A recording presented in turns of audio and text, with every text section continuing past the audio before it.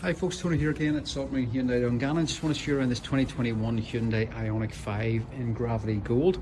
This is the 73 kilowatt hour battery model, rear wheel drive with vehicle to load as well. Fabulous colour, it's the matte Gravity Gold finish. As always, we'll show you the outside, show you one of the wheels, and then we'll show you the features inside.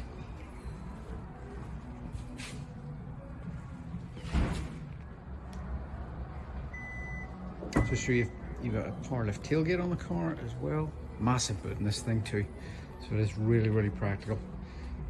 That back seat obviously as well, you can adjust the reclining stuff on it too. It's 60-40 split.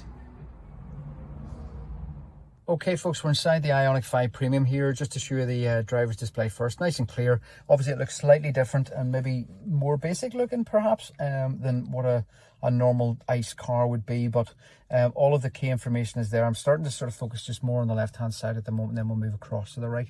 But the left hand side there you can see your speedo, and if you look down at the bottom you can see the battery status is 97% charged. We're on level 1 of regen, which I'll come to later on in the video, and then we're in eco mode at the moment. Moving across the right hand side you can see the distance to empty. So the car currently has 260 miles before it runs out of energy. That's one thing I would say about Hyundai, and I think that they do this really a lot better than a lot of electric manufacturers, is they try and make it as user friendly as possible. You really cannot miss the range that's left in this car. You do not have to go searching for it. It is one of the largest pieces of information which is on the screen. You'll find that with any Hyundai EV.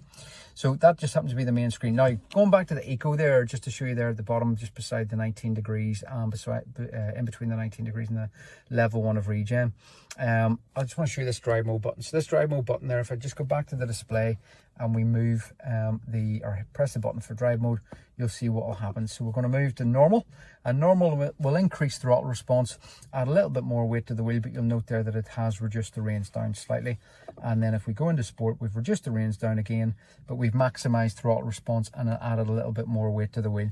I would suggest that if you are going to use sport in an electric car, whether it's this one or any other, you're always best to use it to overtake, but once you've done your maneuver, it's best to pop it back into eco, because once you're up at speed, obviously you no longer require the sport mode, so you don't. Okay, moving across to the driver's door panel, we've got electric windows all around, as well as electrically operated mirrors, which are power folding and heated.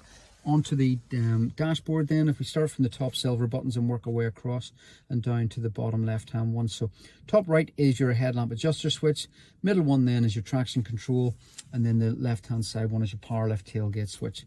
The auto hold feature there on the bottom right is specifically for sitting in heavy traffic. So if you find yourself stuck in traffic, rather than have to sit with your foot in the brake the entire time, if you use the auto hold, it will hold the brake for you, so you can relax, take your foot off the brake and it won't move. And then you've got your electronic park brake.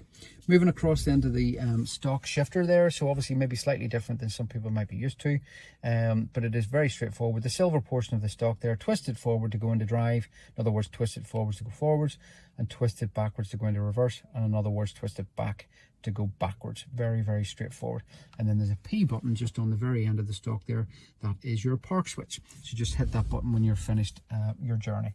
Moving on to the column stocks, you've got automatic wipers on the right hand side, automatic headlights with high beam assist on the left hand side, and as I mentioned earlier in the video, we've got paddle shifters behind the steering wheel there, which is for your regen, and that will increase and decrease the levels of regen according to where you're driving and what conditions you're driving in.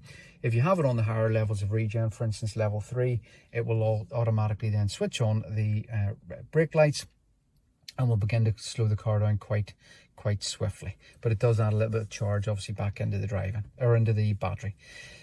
Moving on to the steering wheel then, you've got your cruise control, which is adaptive in this car, so the car will slow down automatically if the car in front of you happens to be driving slower, as well as your lane keep assist technology happens to be on the steering wheel there. That's the steering wheel symbol with the 2 lines on either side of it, just the bottom button there on the left.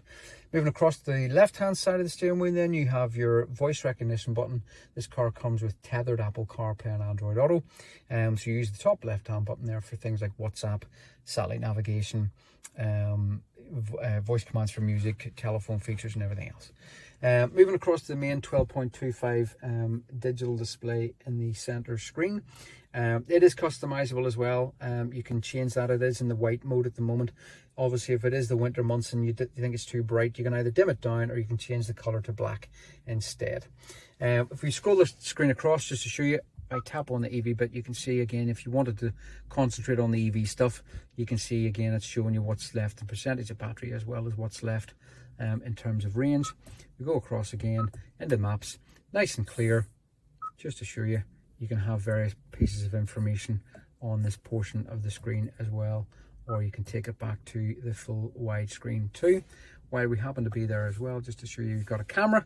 So stick it into reverse, the camera obviously will switch on as well as the sensors, and it will give you that very clear image and dynamic steering lines. But if you need to look directly down onto the ground, you can, but it will always default into this one just when you happen to pop it into reverse. Obviously there's a lot more to go through in that screen, but too much to do in this video, but we'll happily do that on demonstration, or if you're, when you're collecting the car. Below that then you have your ventilation and warmer. The warmer feature, by the way, if I just tap it here just to show you, that means that the car has heated front seats as well as a heated steering wheel. Quite a handy thing to have in an electric car, because it is a more efficient way to keep you and your front occupant obviously comfortable and warm in the vehicle, because you'll note that if you use the heated seats and the heated steering wheel, it actually won't affect the range, whereas if you maybe popping on your fan up to full speed or something like that, your range will go down. But that's your warmer on, and then your warmer back off again. So back down, we've got dual zone climate control again. These are capacitive buttons, so you just touch like so, and that's how you adjust it up and down. Very, very straightforward. Behind that then we have cup holders, more USB ports, as well as a wireless charging pad. Folks, obviously there are way more features in this car. This car was World Car of the Year 2022. We also won World Car of the Year, by the way, in 2023 with the Ioniq 6. But you can reserve this car for as little as £99 online. No obligation to buy. You've got 48 hours to get here. If you don't like the car when you arrive, there's no problem. We can refund the money, or we can transfer it across to another vehicle on site if you've seen something else. But as always, it's a pleasure showing you around these cars at Saltmarine Hyundai Dungannon. And if you are coming down to look at anything within Hyundai, always remember, ask for Tony.